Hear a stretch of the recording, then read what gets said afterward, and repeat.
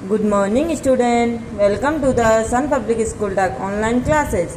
आज हम क्लास 3 हिंदी का चैप्टर 4 का पेज नंबर 20 रीड करेंगे। हमने हमारी नेक्स्ट वीडियो में पेज नंबर 19 रीड किया था, जिसमें हमने यहाँ तक रीड किया था कि श्री कृष्ण ने के द्वारा मतलब जो दासियों द्वारा जो जल लाया गया तो श्री कृष्ण ने उन जल को हाथ भी नहीं लगाया और सुदामा के पैर मतलब उनकी जो दशा थी, यानी वो जो गरीब मतलब वो बहुत गरीबी थी, उनकी दशा देखकर उन्होंने अपने आंसुओं से ही सुदामा के पैर धो दिए।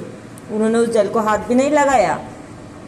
अब हम पेज नंबर 20 रीड करेंगे। सुदामा श्री कृष्ण से भेंट करने के लिए चलते समय जो चावल अपने साथ लेकर चले थे, यानी जो सुदामा थे जो श्री कृष्ण को भेंट यानी उपहार देने के लिए चलते समय उनकी पत्नी ने उन्हें चावल दिए थे कि श्री कृष्ण को उपहार में देना, यानी गिफ्ट है ना, सॉरी भेंट यानी उपहार या गिफ्ट बोलते उसको, उपहार में देना। चावल अपने साथ लेकर चले थे। उन्हें वे संकोच के कारण निकाल नहीं रहे थे, यानी वो डर रहे थे, उनको संकोच था कि इतने से चावल और एक यहाँ के राजा और मैं इनको चावल दूंगा तो कैसा लगेगा, तो उन्हें संकोच के कारण वे उन्हें दे नहीं पा रहे थे, है ना, यानी बाहर निकाल नहीं पा रहे थे। पर श्री कृष्ण की दृष्टि उन पर पड़ गई, यानी श्री कृष्ण की दृष्टि यानी नजर उन चावल पर पड़ गई। उन्होंने मजाक करते हुए सुदामा से कहा, भाभी ने हमारे लिए अवश्य कुछ भेजा है, यानी जो भाभी है उन्होंने हमारे लिए अवश्य कुछ भेजा है, किंतु तुम उस पोटली को अपनी बगल में दबाए हुए हो, यानी उस पोटली को अपने बगल में छुपाए हुए हमें नहीं दे रहे हो, यानी भाभी ने हमारे लिए कुछ भेजा है लेकिन आप हमें नहीं दे रहे हो, उसे छुपाए हुए हो अपने बगल में। हमें दे क्यों नहीं देते? पहले भी जब हम तुम साथ पढ़ते थे, यानी हमें वो पोटली देते क्यों नहीं हो, ये बोल रहे श्री कृष्ण सुदामा से कि पहले भी हम जब साथ साथ पढ़ते थे। एक बार गुरु माता ने खाने के लिए चने दिए थे, यानी हम साथ में पढ़ते थे आश्रम में, तो गुरु माता ने हमें चने दिए थे खाने के लिए, किंतु तुम चोरी चोरी सब चने खा गए थे, यानी अकेले ही सारे चने खा गए थे और हमें बिल्कुल नहीं दिए थे और हमें दिए भी नहीं थे। लगता है तुमने अपनी चोरी की आदत को अभी तक नहीं छोड़ा, यानी तुम्हें चोरी की आदत यानी चीज़ों को चुपचाप छुपा के रखना या छुप छुप के अकेले ही खा जाना, इस चोरी की आदत अभी तक नहीं छोड़ी है। तभी तो भाभी के दिए हुए चावलों को छिपा रहे हो। श्री कृष्ण को पता चल गया था कि इस पोटली में चावल है और उनकी भाभी ने हमारे लिए मतलब जो सुदामा की पत्नी है उन्होंने हमारे लिए भेजे, लेकिन वो संकोच के कारण दे नहीं पा रहे। तो श्री कृष्ण ने उनको बोला कि पहले भी आश्रम में भी आप ऐसे ही करते थे, चुप चुप के चने भी खा लेते थे, तो मेरे को वो चावल दे क्यों नहीं देते? श्री कृष्ण के निश्चल और प्रेमपूर्ण व्यवहार यानी बर्ताव से सुदामा गदगद हो गए। वे कई दिन तक द्वारिका में रहे, मतलब सुदामा बहुत दिन तक तो द्वारिका में रहे। इस अवधि में यानी इन दिनों में उनका बहुत आदर सत्कार हुआ, इनको बहुत आदर सम्मान किया गया, उनको बहुत अच्छी तरह से रखा गया।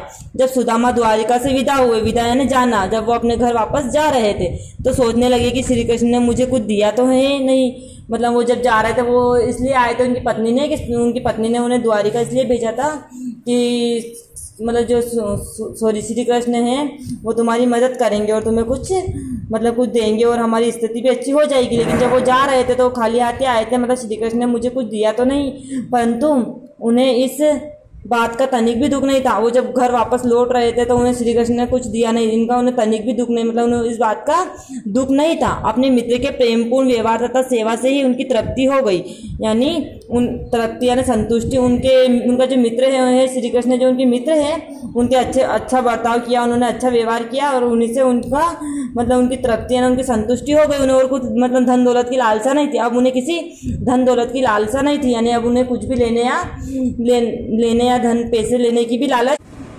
अब उन्हें श्री कृष्ण का बर्ताव भी अच्छा लगा था, उन्हें धन दौलत की भी लालसा नहीं थी। सुदामा जब अपने गांव पहुंचे तो वहां द्वारिका की तरह एक राशि वैभव देखकर भ्रम यानी अचरज में पड़ गए कि कहीं मैं मार्ग भूलकर फिर से द्वारिका तो नहीं आ गया हूँ। जब वो उनके घर मतलब वापस लौटे उनके गांव, तो जहाँ पहले की उनकी झोपड़ी थी वहाँ एक बड़ा सा महल खड़ा था, यानी जहाँ पहले उनका जो घर था यानी झोपड़ी थी वो झोपड़ी वहाँ नहीं थी, उसकी जगह वहाँ पर एक मतलब सुंदर सा महल खड़ा था। महल के द्वार पर महावत हाथी लिए खड़े थे, महावत खड़े थे, वहाँ पर हाथी लेकर खड़े थे। सुदामा डरते डरते महल के द्वार तक पहुँचे तो देखा कि उनकी पत्नी सुशीला सुंदर वस्त्र और स्वर्ण आभूषण पहने हुए अपनी सहेलियों के साथ बैठी थी।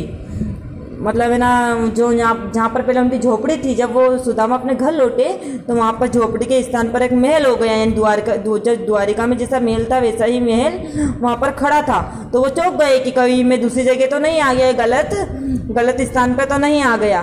तो फिर भी वो डरते डरते महल के द्वार यानी महल के दरवाजे तक पहुँचे और देखा कि वहाँ उनकी पत्नी जो सुशीला है वो सुंदर वस्त्र यानी अच्छे कपड़े और स्वर्ण आभूषण यानी सोने चांदी के आभूषण पहने हुए थे और अपनी सहेलियों से के साथ बैठी थी, अपनी जो सहेलियां उनके साथ बैठी थी। सुदामा को देखकर वहाँ आनंद मग्न होकर आई और बोली, नाथ आश्चर्य मत कीजिए। आनंद यानी वो खुशी हुई, सुदामा को देखा तो वो खुशी से बोली कि नाथ आश्चर्य यानी चौंकिए मत, यह आपके बाल सखा द्वारिकाधीश श्री कृष्ण की ही कृपा है, यानी जो आपके जो मित्र है श्री कृष्ण उन्हीं की कृपा से हमें ये महल मिला है और ये अच्छी स्थिति है ना, हम जो गरीब थे तो वो पैसे वाले यानी अमीर बन गए। तो ये सारी स्थिति आपके जो मित्र है बाल सखा मित्र श्री कृष्ण के द्वारा ही दी गई है।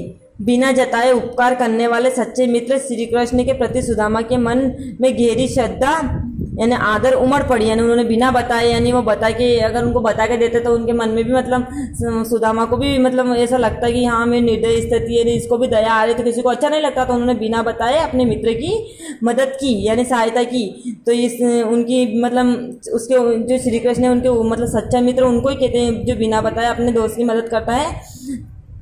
और उनके मतलब जो सुदामा उनके मन में उनके मतलब अंदर और मतलब श्रद्धा उमड़ आई है ना, बहुत श्रद्धा है ना, आदर सम्मान आ गया उनके अंदर और प्रति मतलब और उनकी मित्रता गहरी हो गई कि उन्होंने बिना बताए मेरी मदद की है।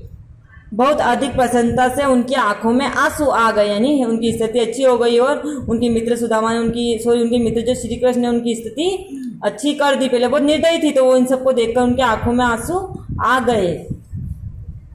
तो आई होप आपको पेज नंबर 20 अच्छे से समझ में आया होगा और आप घर पे एक बार फिर इसको अच्छे से रीड कर ले। ओके।